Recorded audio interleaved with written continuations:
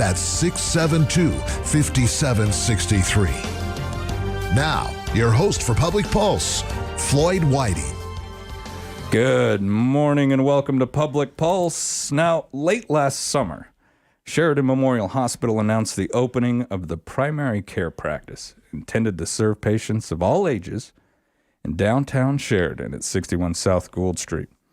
Medical director for the new primary care practice, Dr. Christopher Schambert, said primary care is not a specific specialty, but rather a style of medical practice with a focus on addressing a majority of personal health care needs through long-term relationships with patients and their families, and practicing in the context of family and community.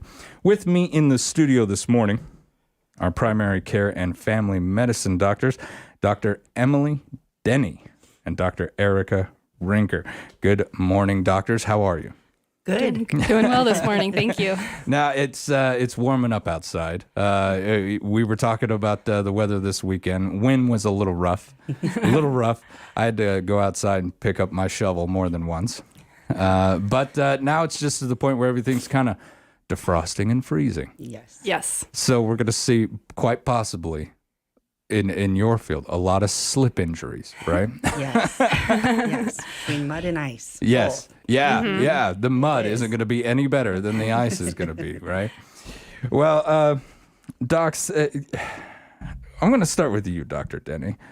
Where did you grow up? I grew up in South Texas. South Texas. Wow. A bit of a change. Yeah. I grew up in urban San Antonio,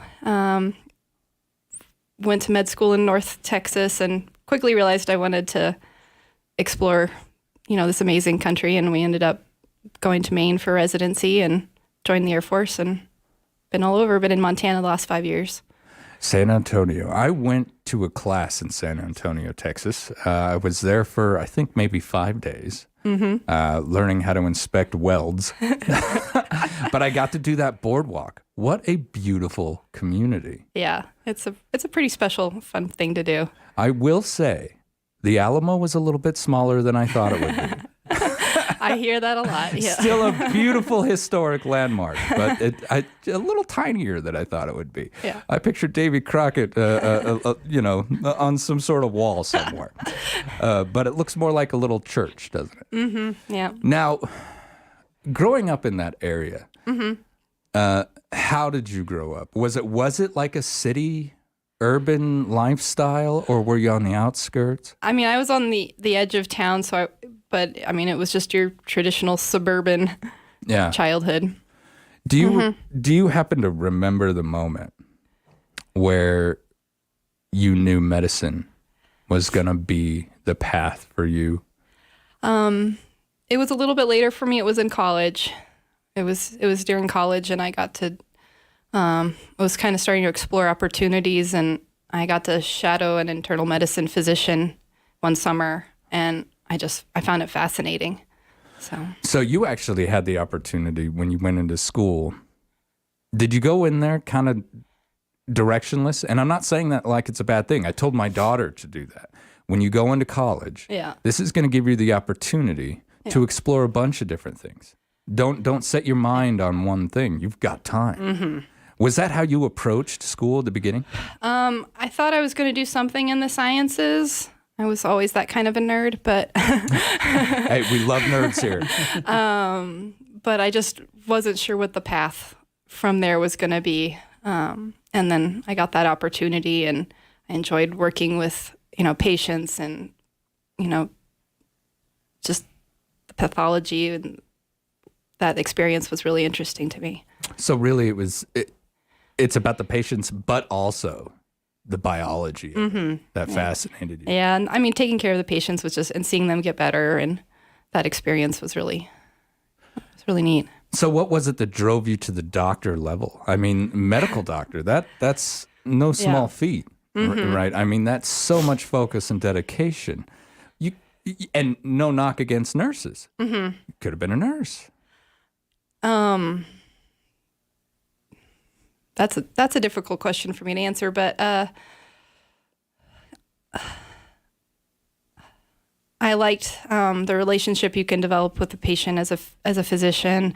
My mother was a nurse, and she was pushing me towards wow. the doctor Wow. route. She so I had that a little bit. You had that you could build on the experience that she'd gone through, where she Yeah. said, "It's great being a nurse, but let's get you up just a little bit higher in study and in practice." Yeah. And then, at what point did you join the Air Force? Was it before school or after school? I started looking into it when I was in medical school, and I ultimately actually joined in residency, which is the 3-year training program you do for your specialty training for family practice after medical school. And so I joined in that time period and was in a reserve status sort of, and then went active when I completed my residency training. So you're a ma'am. Right? Yeah. Yes, sir. Yeah. So, what did you do in the service itself? Once I you was got a there? family practice physician for an outpatient clinic at Dover Air Force Base. Wow. Taking care of, active duty Our military families. members, veterans, their family members,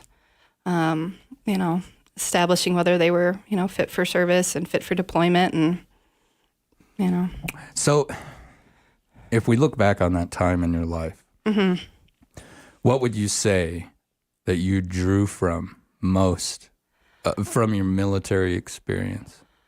I really appreciated the military members that I worked with, their dedication, their willingness to serve. They were just some amazing people, and they loved the opportunity to travel and, protect this country. And it was really wonderful to see that and take care of the, people who had retired afterwards. And I continue with that appreciation now.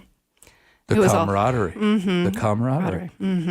It's great to hear that, like, even at the military physician level, that's the same thing. It's for all of us. Isn't it? Like, once you get out and you look back on that, you miss the guys and the girls. Yeah, there were some great people. Absolutely. Out of everything, I'll bet I never laughed so hard and cried so hard, as I did when I was in uniform. And it's because of the people. Yeah.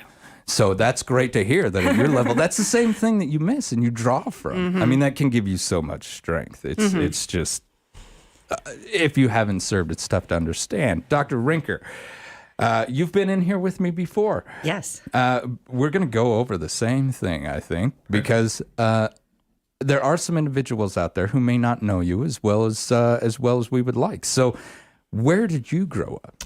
I grew up in rural Montana. So, the direct opposite end of the country. Exactly. Yeah. I got north and south right here.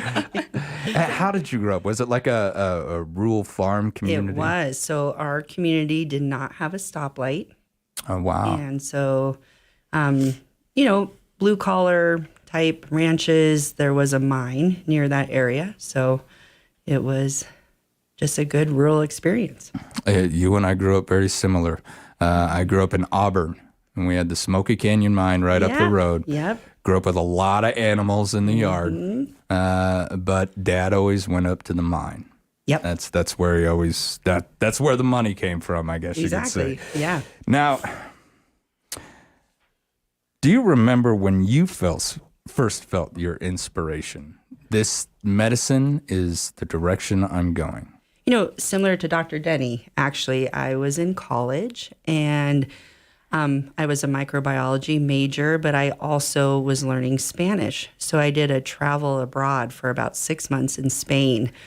And I tried to challenge my learning the language. And one of the things that I did when I was there is I volunteered at a local hospital. And they put me on the oncology or the cancer floor. And so patients would be isolated in their rooms and they'd say, well, why don't you go and try to have conversations either with the families in the waiting room or with the patients who are sitting in isolation? And I learned over time that even though we had this language barrier, we developed these relationships over time through body language and just that common experience. And that's when I knew that, you know what, similar to being back home in Montana, the family physician was, everyone knew who they were a big part of the community, and they built these long-term lasting relationships, even if we didn't all communicate the same way or have the same background. So I think that was the moment where I said, you know, I think medicine is really probably where my heart would lie going forward. Doc, that's heavy. I mean, going over there on a trip, you studied microbiology, which, by the way, no easy feat. Anyway, not at all. But they put you in the cancer wing. Yeah. Let's explore your language skills. That's pretty heavy. Yeah, though. it was. It was a great way to learn the language, you know, because a lot of our communication with people is not always through verbal speak, right? Yeah. So, yeah, it was great. So you could also explore the nonverbals, and by removing that language, we're all human, aren't we? Exactly. And seeing family units and seeing how it affected patients as they were either going through healing or treatment. And I think that kind of directed me throughout saying, hey, at the end of the day, if I do choose medicine, where do I want to be? And I want to be with families. I want to see how the family unit affects community and health. Yeah. So that was kind of a big moment for me. And those relationships we're going to talk about in a little bit, but they are so important. I mean, we think about the doctor going around in the carriage, you know, delivering the babies right there at the house, checking on mom throughout the first couple of months, maybe the first couple of years at that time, and then watching those children grow up, and then becoming their doctor, and then maybe even delivering their children later on down the line. I mean, that trust, that relationship, that they know what's wrong with me. And or they will know what's wrong with me because they were here when I came into this world. They'll probably be here when I go out of it. Yeah. So I mean that long-term relationship is so important. Do you feel, and this is for both of you, do you feel in the modern medicine world, let's look at the rest of the nation, not just rural communities, not even just urban areas, but the rest of the nation, have we lost a connection with that relationship? Sorry, nobody's talking. I would say, to some degree, probably yes. We're just, we're a very transient culture now. People move. They, will move across country for a job. Yeah. Doctors we move to, and it's, and it's just it's a hard thing to hold on to. And keep that sense of community. That's why sometimes these smaller towns are so special because you see that a little bit more. Yeah. Those standing traditions, those Absolutely. relationships. You just don't see that in a big city. And I do like how you said we are a transient society anymore. Mm-hmm. Back in the day, if I got a job at the big city, that meant Cheyenne or Casper, maybe Salt Lake or Billings at the most. We were still in the area. Mm-hmm. Yeah. But a job at the big city now could take me 4 or 5 states away. Mm-hmm. Yep. And you might lose that connection over time. And so I think you're right about that exactly. We move for lots of reasons, but never really looked at it like that. Now, what was the greatest challenge that you faced, Doc, growing up trying to achieve this dream? Once you realized it, once you were in that residency and you said, you know what, this is where I'm going, this is what I'm going to do. What was the biggest thing that you had to overcome to get where you are today? Heavy question. That is a heavy question. Medical school and residency, part of it, I think for anyone is just endurance and just getting through it. I mean, there's just so much information, you're having to learn, obtain, hold on to, and then getting through residency, which is a similar experience. And then, with all of the, other things that are going on in life, family health or, relationships, and it just becomes a a trial of endurance. Can you, make it through? Can you, succeed and, get those goals that you're hoping to obtain, which is, do the best that you can to take care of patients and help them with their goals. But it's just a trial of endurance, in my opinion. Agreed. Yeah. So really, it's the endurance. It's delayed gratification. A lot of your peer group that you grew up with, they chose a different path. They're already at home. They've already started their families. They already have a career, and you just feel like you're taking each step. For me, I was the first person who had gone to college in my family. I was the first person who ever pursued a professional degree. And so you don't have other family members or other groups of people who have been through this. So you kind of take on a different lifestyle that you maybe didn't really know how much you'd have to devote, heart and soul into this to really come out being a great physician. So, a lot of endurance. Yeah. So who was the rock that you leaned on? Because we all need one, don't we? Yeah. Especially when you are in the middle of an endurance race like that. I think probably similar to your military experience, it was the other people that were there with you, your mentors, people who had been through it and could say, hey, there's light at the end of the tunnel. Hey, it's okay that you're struggling right now, and that we're all here. We're all going through the same thing. You can do it. And if someone is listening out there right now and they're doing this, and sometimes, and you know how it is, sometimes you're waking up and you're going, my gosh, is this worth it? Can I do this? What would you tell them? I would tell them absolutely it is. Absolutely. A lot of medicine is about the relationships and getting up every day and feeling like you really do have a purpose. You really are making a change. Even if there's small changes in someone's life, you're part of that. You're walking with a patient in their journey. It's not necessarily about telling them what to do or how to get there. It's meeting someone where they're at. And there's something beautiful in that. There's something beautiful about having a purpose every day and getting up and doing that grind, and that we're all doing it together, even if we're not in the same office. So even our colleagues over at the hospital, right, who are on call, grueling through the night, those type of things, we're helping to support them. They're helping to support us. So it's a great network. Yeah. Having that team, that camaraderie, like we were talking about before. Absolutely. You don't need to be in the military to achieve that. You can achieve that outside as well.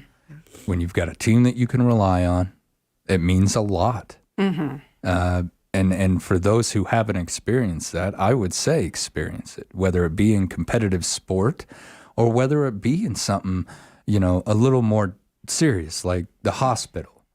Absolutely. Yeah. But once everyone does their job and you get to do yours and you watch the results, it's amazing to see. It's inspiring. Yeah. Dr. Denny, what would you tell someone who's struggling? They're doing the grind. They're going through it. What would you say?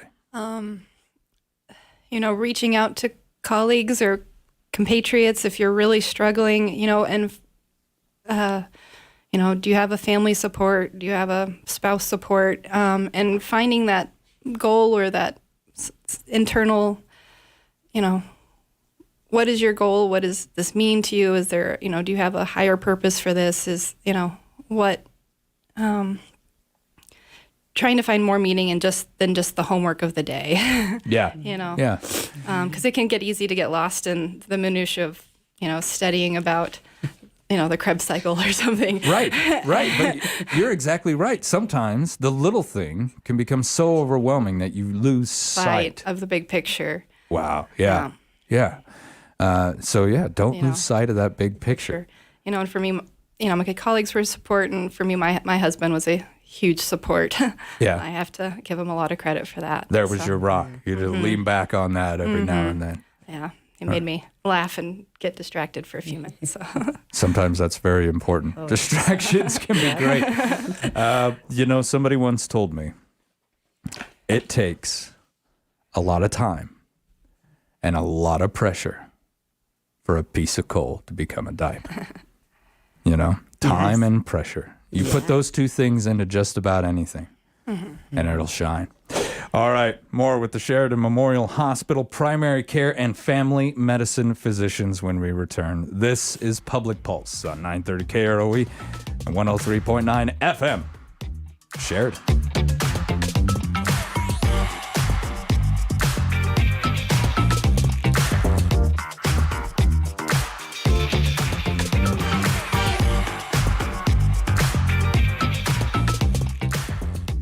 First Federal Bank and Trust would like to recognize this week's winner of $1,000 cash and a $1,000 marketing donation match from Sheridan Media. As part of their community commitment, LifeLink of Sheridan County is receiving these funds per random drawing. Could your organization be next? We're giving $1,000 to a qualified nonprofit organization every week. Visit our website efirstfederal.bank for details. First Federal Bank and Trust and Sheridan Media present Community Commitment. Member FDIC. Dreaming of green grass, sunny days, and long drives right down the middle of the fairway? Well, so are we. It's time to get ready for the 2023 golf season at Kendrick Golf Course. Rates are still extremely reasonable, making Kendrick Sheridan's best golf value. Take advantage of their preseason discounts and save even more.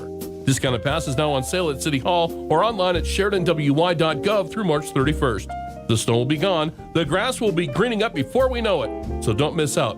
Play golf this season at Kendrick Golf Course. Do you ever use words that you don't know the meaning of just to make yourself sound more photosynthesis?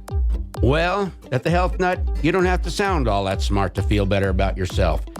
You can do that at the Healthy Soup, Salad, Sandwich, and Smoothie Bar. And aisle after aisle of healthy supplements to keep you sharp as a Centroid. In an organic grocery store that is just as smart.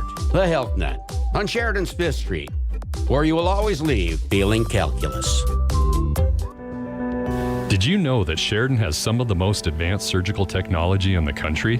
Sheridan Memorial Hospital's state-of-the-art Da Vinci robotics system allows our highly trained team of surgeons to perform above and beyond traditional methods, offering a shorter hospital stay, less pain, and reduced recovery time with a safe, minimally invasive procedure. Learn more at SheridanRoboticSurgery.com. Sheridan Memorial Hospital, award-winning healthcare right here at home. Is your window having a hard time rolling up and down, slow, getting stuck?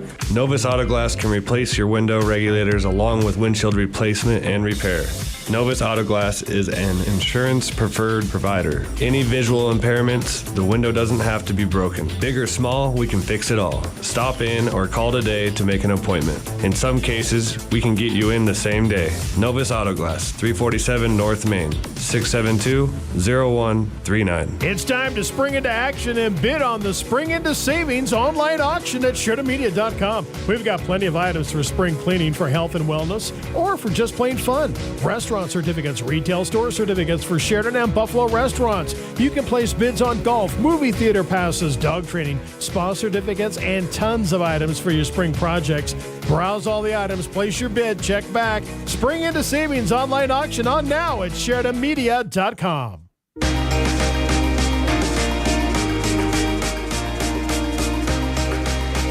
Good morning and welcome back to Public Pulse, brought to you by our friends out there at First Federal Bank and Trust. I'm Floyd Whiting.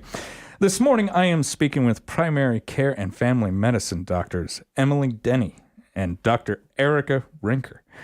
With the advances in modern medicine and the availability of specialists, some people may believe the need for a primary care physician has become limited.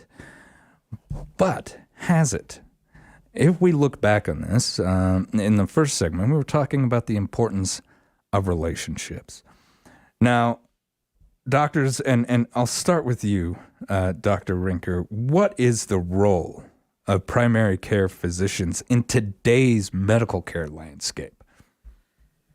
That's a good question. So as medicine advances and we learn more and more, what can get lost is that relationship and that trust. And so we do know that if you have a primary care provider, healthcare costs are less, not only for the individual, but the community itself.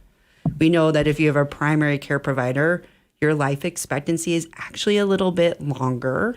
And part of that is probably having someone who can help you navigate a somewhat complicated system, look out for your interests, having someone to actually go and talk to. Medicine is everywhere. You can find it online, you can do your own research, but sometimes that data just gets too overwhelming. And so having a partner to talk about that and keep things relative really is a big role of being a primary care provider. Yeah. Dr. Denny, same question. Do you feel that is the role of today's, or do you have anything to add? I agree with Dr. Rinker. The role of the primary care provider is to kind of be that gatekeeper and that, coordinator for, complex health issues or simple health issues, speaking with specialists, organizing your care. Your specialist is only looking at one part of your body typically, in the family practice primary care provider is hoping to look at, the whole person, and, maybe they're looking at one thing, but what about this other issue over, the other direction? And so, we're trying to look at you as a whole person and not just one little piece. And, I just want everyone to know we're not in here, bashing specialists. Absolutely not. I need every specialist. I love my specialists. They're Right. wonderful. But, a specialist, again, has their specialty. You know, I want my cardiologist looking, my, At cardiology, cardiac system, and you have the endocrinologist, but, putting it all together. And Dr. Rinker, it's interesting that you brought up those statistics. You may live just a little bit longer with primary care physician, and I can think to myself, okay, what do I talk to mine about? All right, so I walk in, and maybe I'm there for a foot ache or something, right? And so we address that. But while I've got you in the room, I'm vitamin D deficient. How much vitamin D do I actually have to take on a daily basis? Let's have this quick conversation. Can I find it in food? Boom, just little things like that. But you know me. Yep. You've been with me for years, so you're like, Floyd, I know your diet. You're meat and potatoes guy. I want you to add this and just continue on. Boom. Quick little. And we know your family. Yeah. That's the other beautiful thing about family practice is if I know that a virus just went through your family and you're a new mom and you're exhausted, I know how that's going to affect your healthcare because I might have seen your baby who had an ear infection 3 weeks before that. You're not getting any sleep, and now it's affecting your relationship with your significant other. And this is affecting how you're taking care of your elderly parents. Wow. Yeah. Wow. So the whole unit, you're being supported in that. And, when we talk about our specialist colleagues, it's absolutely a team. And you and I talked about this before. We're kind of the quarterback, right? You can't have a team without all the players. Sometimes you need someone coordinating. Sometimes you need someone who's actually running the play, if you want to use that analogy. And so we couldn't do it without them. I don't think they could do it without us either, right? Yeah. So, yeah. And then go in and see that specialist, that cardiologist. I walk in there and I have a conversation with that individual, but I mean, they know my cardiology and my cardiovascular system. They're looking at that. Yeah, sure. Maybe they've even seen it before, but that's kind of all they really focus on. And that's absolutely intentional because now we're getting down to the brass tacks of cardiology. Right. A very specialized, because I think everybody, even some of the old timers out there can remember ear, nose, and throat. Boom, we're going to send you to the ear, nose, and throat specialist, right? That was kind of the only specialist in medicine in the 1970s and the 80s. That was probably present in just about every community. Yeah. So we all remember going to that individual. But those are very specialized organs. Yeah. And they take that kind of work. So with the advances in modern medicine and the availability of those specialists, some people may believe that the need for primary care physicians has become limited, but that's almost the exact opposite is true, isn't it? Absolutely. Yeah, agreed. You're more important now than you were even back then. So what does personalized healthcare for all ages mean? And we've seen Sheridan Memorial talk about this in the past. What does it actually mean? I think, it's looking at each person, it's individualizing, what are the recommendations and the screening guidelines for this person based off their age, their risk factors, their gender, and targeting it to what, and also their health specific goals. Are they trying to lose weight? Are they trying to get in better shape? Are they trying to get better care of their diabetes? And just, looking at each person based off their age and, the recommendations from all of these societies about what the best screenings are and putting that all together. So, let's go back to the football analogy. Quarterback got the ball. Now you got to know, where does that ball go next? Traditionally, primary care includes family practices, caring for all ages. Internal medicine, caring for adults only, and pediatrics, caring for children. Sheridan Memorial Hospital is going to focus on family practice. That's everybody. So when you read, which the thing about a doctor, essentially, you're a scientist, and you have to keep up on the most modern advances in just about every field. Is it more of a challenge for you? Because you've got to look at pediatrics. You've got to look at what's the study of older individuals? Is that geriatrics? Geriatrics and everything in between. How busy is your life when it comes to that kind of study? I mean, it can stay pretty busy and pretty hectic. And it's, one of the keys of a family practice physician is also recognizing what you don't know and when you need to send them to, knowing our limitations and knowing when should we send to a pediatrician, when should we send to internal medicine, when should we send to a subspecialist. So that's part of the key is, knowing what we know and knowing when we don't know something. I think the phrase "jack of all trades, master of none." Yeah, it really applies. That we have to know a lot all across the spectrum of age. But if we need to narrow down, that's really when we need our specialty colleagues, right? Is to say, hey, you have that narrowed area of knowledge. I can get you there. And then I can ask for their help. And, we can keep working on it that way. But it would be, it's impossible because we're from birth to the grave. Yeah. Everything in between, every single stage. We are the only medical specialty that really can say that. All ages, all comers. We probably know at least a little something to get you where you need to go. Yeah. Yeah. So there we go. There's the quarterback, got the ball. All right, they're open. They need this individual. Boom, pass. Exactly. When they do that pass and that specialist then brings them in, how involved are you in that process?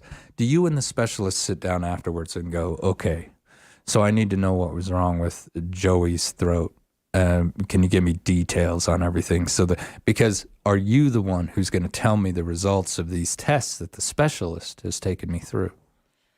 We spend a lot of our time, really, at the end of the day, is figuring out communication.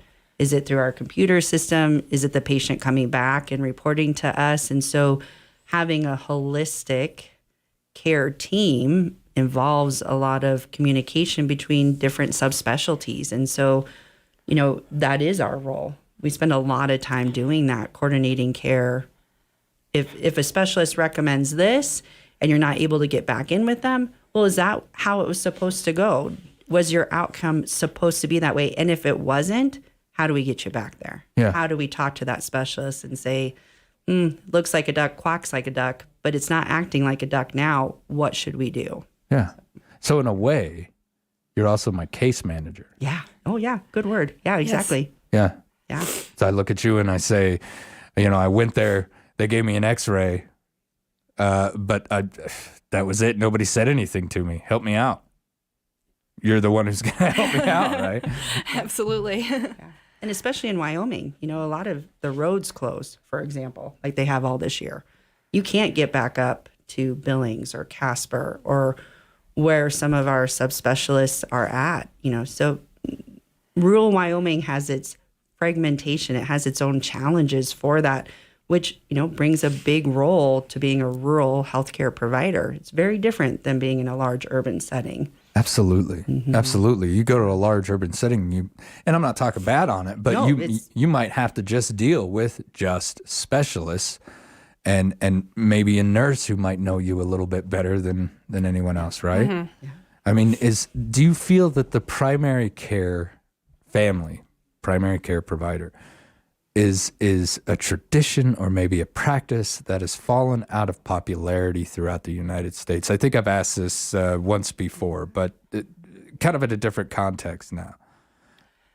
I think like a lot of things, it's ebbed and flowed. And I think over the last probably 5 to 10 years is more health maintenance organizations. And we look at the cost of healthcare.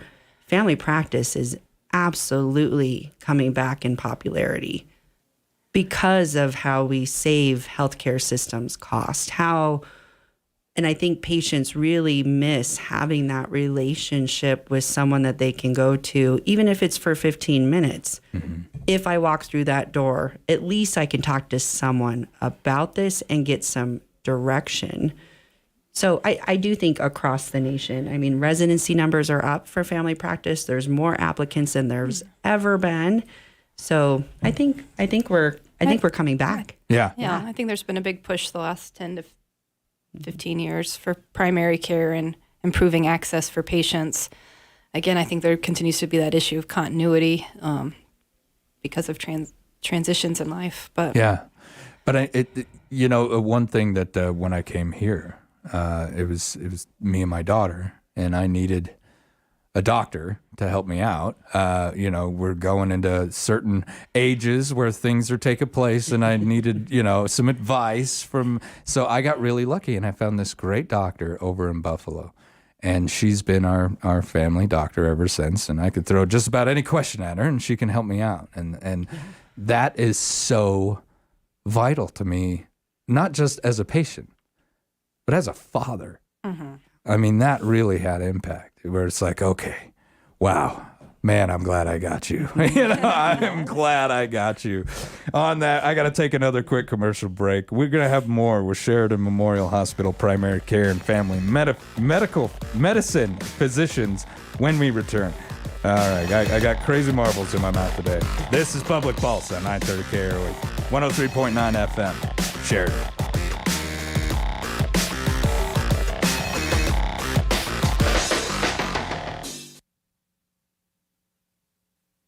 First Federal Bank and Trust would like to recognize this week's winner of $1,000 cash and a $1,000 marketing donation match from Sheridan Media. As part of their community commitment, LifeLink of Sheridan County is receiving these funds per random drawing. Could your organization be next? We're giving $1,000 to a qualified nonprofit organization every week. Visit our website, efirstfederal.bank, for details. First Federal Bank and Trust and Sheridan Media present Community Commitment. Member FDIC. Staying on top of your tax and accounting records doesn't have to be a struggle. I'm Patrick Suker. Harker Mellinger has been providing professional solutions and outstanding value for over 30 years. Whether you're interested in QuickBooks consulting, monthly accounting, payroll preparation, or tax preparation, Harker Mellinger is the solution for your tax and accounting needs. Call us today. Your initial consultation is always free at Harker Mellinger, 1811 South Sheridan Avenue in Sheridan. When the unexpected happens, you may wonder what's next. Champion Funeral Home can help you through this phase of life. They provide support and personal services while helping you create a meaningful tribute to your loved one. Champion Funeral Home has been locally owned and operated since 1911, providing compassion and care to Sheridan and Johnson County. Visit Champion Funeral Home at championfh.com or call 674-6329. Hi, this is Guy Cameron, Compliance Director for Cowboy Skill Games. This April, Cowboy Skill is expanding their Wyoming locations, allowing for additional revenue to help support our local businesses. Cowboy Skill is proud to be a Wyoming-based company and has earned the gold standard of compliance. To find out more about adding the highest earning skill games to your business and keeping our tax dollars in Wyoming, log on to cowboyskillgames.com. That's cowboyskillgames.com. Rapp Plumbing and Heating has been serving Sheridan since 2010. With all these years of experience, you can rely on them to handle all of your plumbing and heating needs. From new construction to remodels, repairs of existing systems to retrofitting, Rapp Plumbing and Heating can do it all. They are professional, clean, and courteous. Call 429-1196 for all your plumbing or heating needs. As we like to say, if you find a leak, let Dan take a peek. Wyoming Corporate Office is the trusted business choice behind thousands of businesses. Whether it's business formation, payroll, corporate paperwork, mail scanning service, or small business phone service, Wyoming Corporate Office powers over 100,000 businesses worldwide and locally. This makes Wyoming Corporate Office the state's largest business-to-business service provider, located right here in Sheridan, Wyoming. If you're drowning in corporate paperwork looking for someone with an unmatched experience that cares and wants to be your partner in making your business successful, trust that Wyoming Corporate Office can help you focus on what makes your business tick. Learn more today by visiting WyomingCorporateOffice.com.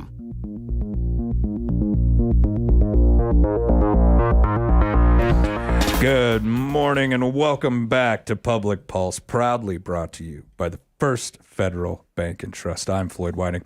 This morning I am speaking with primary care and family medicine doctors Emily Denny and Dr. Erica Rinker.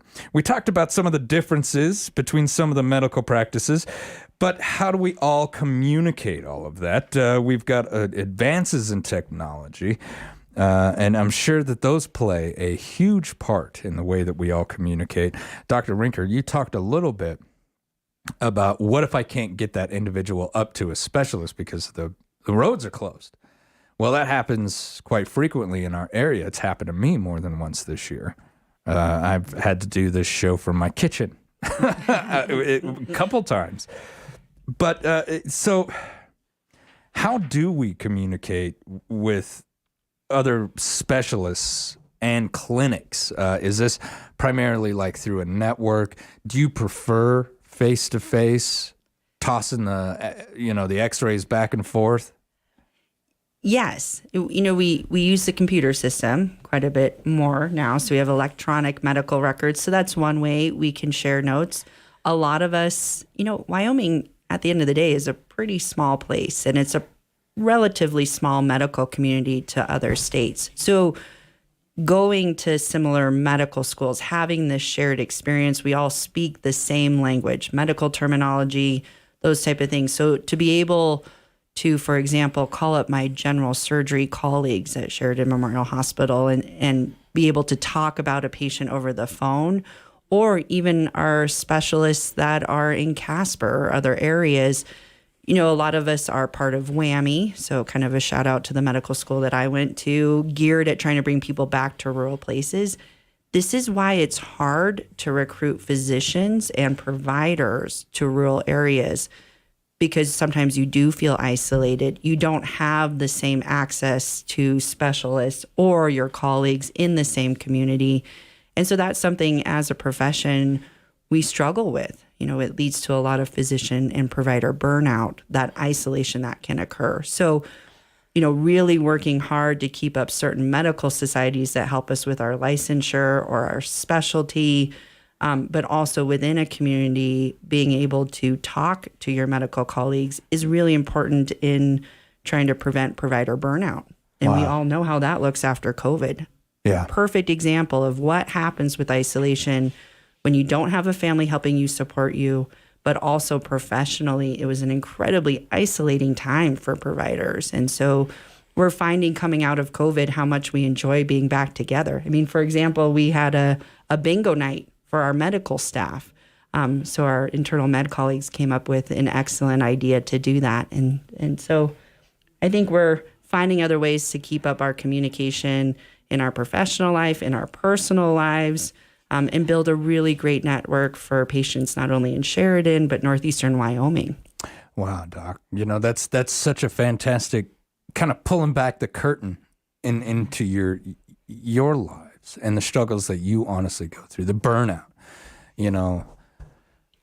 During the COVID-19 pandemic, a lot of us became so wrapped up in various issues having to do with it, right? I really appreciate and honor the medical workers who put themselves out there on that front line. And I'm not blowing smoke. I understand that. Standing there with someone as they pass away, being near someone when they can't get a breath, that is so rough. That is so much to endure. And then with the relationships on top of it that you've strived so hard to build, in too many cases, you are also the last person I'm with on this planet. And so for that, I thank you. I'm sure there's a lot of individuals who would thank you as well. I don't have a lot of time left, just a couple minutes. So real quick, I would ask Dr. Denny, what would you like the folks at home to know about the primary care practice up there? I'll give you about a minute. I'll just say that, we look forward to taking care of families. We're always accessible. We're building our practices. Look forward to taking care of, everyone and their needs and helping them get to the place they need to go, and helping them achieve those goals that they're trying to get to. You having fun in Sheridan? I've been really enjoying it. It's been a great place for me and my girls. So, what's been your favorite thing about it so far? I really love how everyone's been so welcoming and friendly. It's been really amazing. The community itself. Mm-hmm. Oh, yeah. It's great, isn't it? Oh, it's been awesome. Dr. Rinker, same thing. Anything that you want folks to know about primary care? We have great access. Come see us. Call us the same day. And we really look forward to building relationships with everyone, whatever stage of life you're in. Has it been busy? Yes. It has? Yeah. So you've seen a lot of folks coming in. Just a real quick question. People going up to the hospital, maybe they're not used to primary care being where it's at. Are a lot of people getting sent from the hospital down to you, or is this like a personal choice that people have to make? It's a little of both. As medicine changes and the way we structure where we see patients, some patients have been asked to come down to our location because some of the other providers had to take on new job roles and responsibilities. But everyone always has the option. Mm-hmm. We're trying to make sure that people are going to a place where they can get the best care they need, whether that's an internal med provider or with family practice. So that's kind of an ongoing, evolving thing. Yeah. Doctors, thank you so much for giving me so much time today. And thank you for everything that you do. And sharing with me and showing so much candor when it came to like burnout and the rough part of this job. There's a great part and there's a rough part to just about everything. Thank you for enduring the rough part. All right, folks, you've been listening to Public Pulse on 930 KROE and 103.9 FM. Sheridan.